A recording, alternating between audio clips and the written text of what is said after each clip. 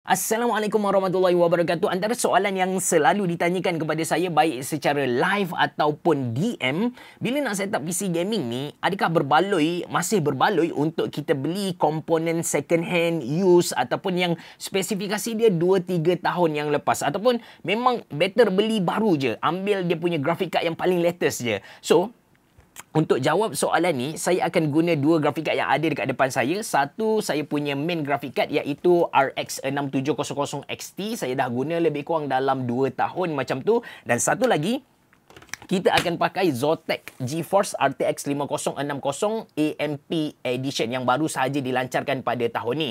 Kenapa saya pilih dua grafik card ni? Adalah kerana bila saya godek-godek dekat platform Orange tu, saya dapati yang RX 6700 XT yang used punya, yang second hand punya harga sekitar RM1,300 Malaysia. Dan bila saya ambil angka RM1,300 Malaysia, saya godek-godek grafik card terbaru, saya dapat RTX 5060 lah. Jadi bagi saya, comparison kali ni amat adil, agak adil, fair gitu. Nanti saya cerita dengan lebih detail. Anda bersama saya Ashraf Jeffrey dalam channel YouTube Mona Lisa. Kalau anda belum tekan butang subscribe, pastikan anda tekan butang subscribe dan juga button loceng yang ada dekat tepi dia. First kali, jom kita buat sedikit comparison tentang dia punya spesifikasi itulah. Jadi belah kanan anda boleh nampak, ini adalah grafik card dari AMD RX 6700 XT. Lepas tu di belah kanan di belah kiri ada RTX 5060. Basically 5060 ni dia ada dua model lah. Satu 5060 yang kita guna kali ni dan satu lagi 5060 Ti. So, untuk AMD punya, kita tengok dari segi dia punya VRAM terlebih dahulu. Untuk AMD ni, dia punya VRAM 12GB.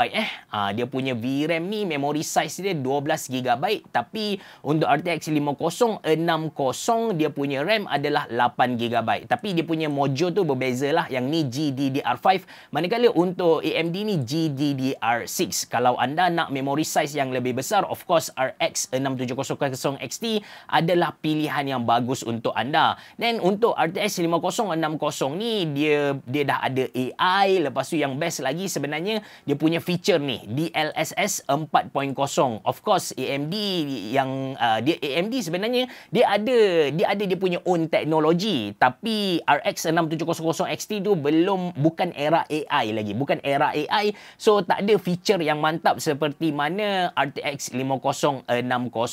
Yang lain tu bagi saya boleh diabaikan lah. Yang paling besar perbezaan dia adalah dari segi memory size dan juga dia punya features ataupun AI tu sendiri. Harga macam saya bagi tahu lebih kurang dalam RM1,300 Malaysia. Untuk performance test kali ni kan, saya akan malarkan dahulu dia punya prosesor. Saya test dekat PC yang sama, which is prosesor yang boleh dikatakan bukan latest tapi bukan juga ketinggalan. RAM pun sama, yang lain semua sama, yang beza hanya grafik card ni sahaja.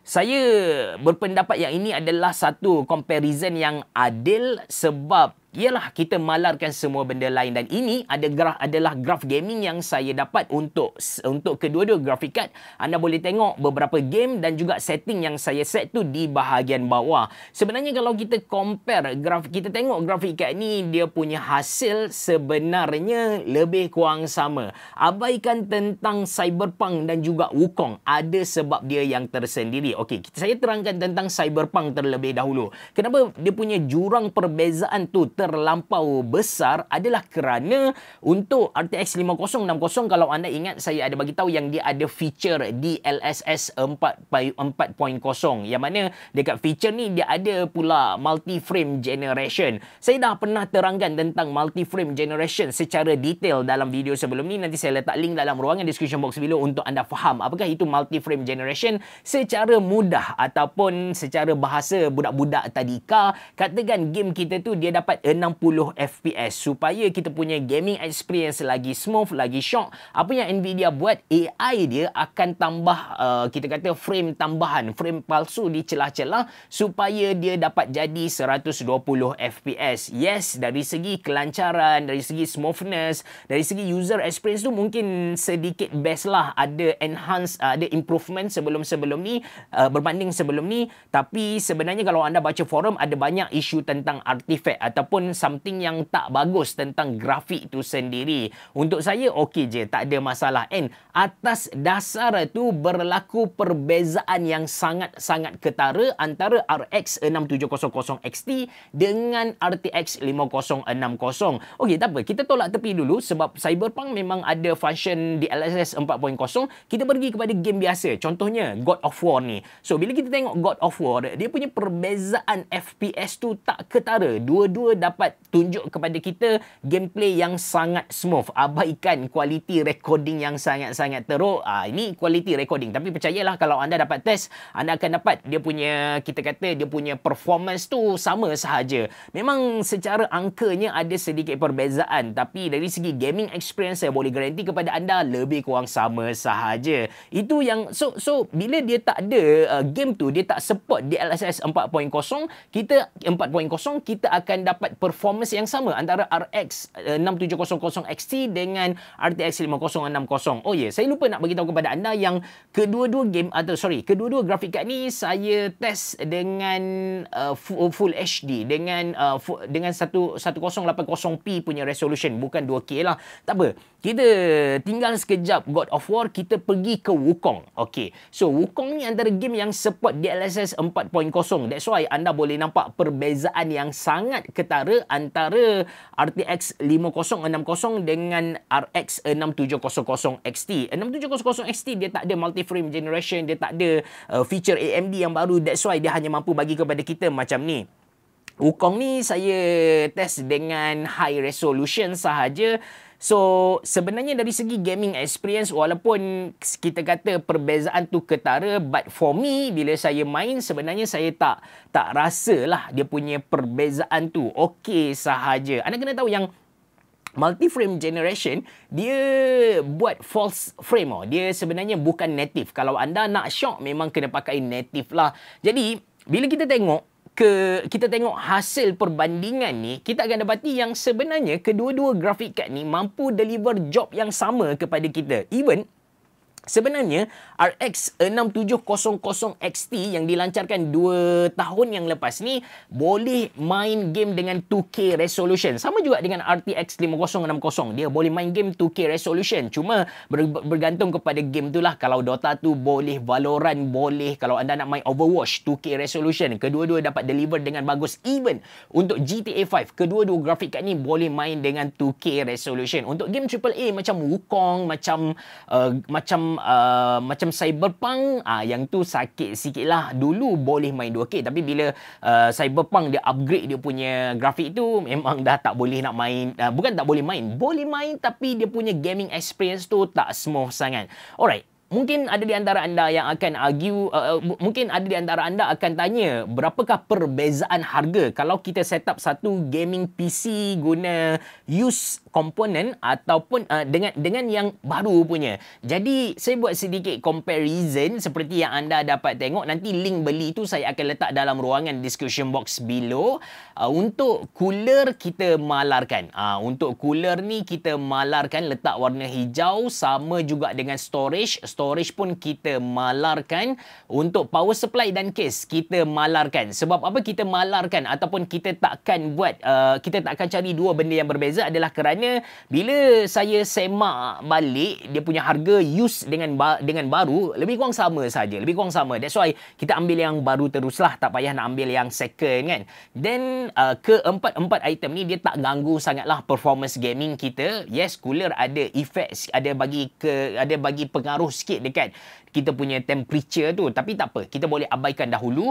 Untuk prosesor yang baru ni saya pakai Ryzen 7 9700X dengan harga RM1,395 Malaysia. Kita nak compare Ryzen 7 dengan Ryzen 7. Lepas tu untuk motherboard, kita terpaksa bezakan disebabkan soket yang berbeza. Macam 9700X ni soket dia AM5, dan untuk 5600 dia punya soket tu AM4. So dekat sini pun ada perbezaan lebih kurang dalam 100 lebih untuk RAM, disebabkan yang baru ni dia pakai DDR5 punya modul. So kita kena cari RAM DDR5. Tapi sebenarnya untuk RAM DDR5 dengan DDR4 dia punya perbezaan tu tak ketara sangatlah. Masa mula-mula dilancarkan dulu, beza dia dekat 2-3 kali ganda. But now anda boleh tengok sendiri harga beza dalam RM20 macam itulah, tak banyak. Lepas tu untuk grafik, saya pakai MSI RTX 5060 Shadow, bukan Zotac yang saya cerita tadi. Ini untuk anda dapatkan gambaran kasar dia punya perbezaan harga tu.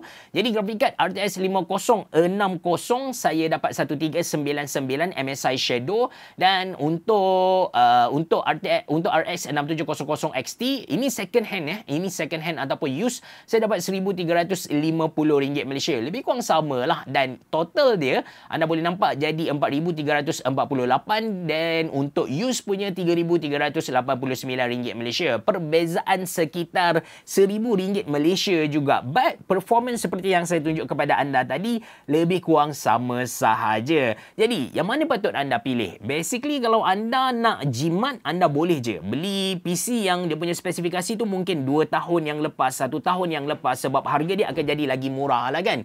Dia punya performance sama, sebab dari 2 tahun lepas lagi saya perasan yang teknologi PC gaming ni dia macam dah sampai peak dah. Macam contoh kita punya keyboard, kita punya mouse, dia upgrade pun benda yang kita dah tak akan guna dah. Kita tak akan guna.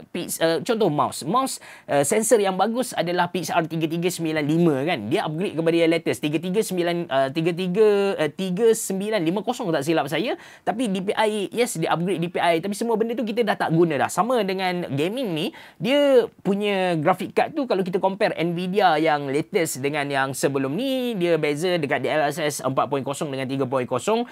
Tapi native performance dia sama. Yang beza adalah dia punya multi-frame generation tadilah. That's why bagi saya 2 tahun lepas punya teknologi masih valid untuk masa sekarang. Cuma kalau anda nak peace of mind, anda nak future-proof teknologi, masa depan anda dah tak nak upgrade dah. Mungkin anda target dalam 4-5 tahun nak pakai PC gaming yang sama, then anda kena go for latest punya produk lah. Lagipun kalau anda beli yang baru ni, biasanya warranty dia lagi lama. Kalau Zotac tak silap saya 5 tahun, saya pun dah lupa dah, 3 tambah 2 tak silap saya. Jadi dalam masa 5 tahun tu anda boleh relax, anda boleh ada peace of mind, anda boleh ada ketenangan. Kalau anda beli yang used ni, biasanya kedai bagi 1 bulan sahajalah. Jadi kalau rosak tu anda kena repair sendiri and so on.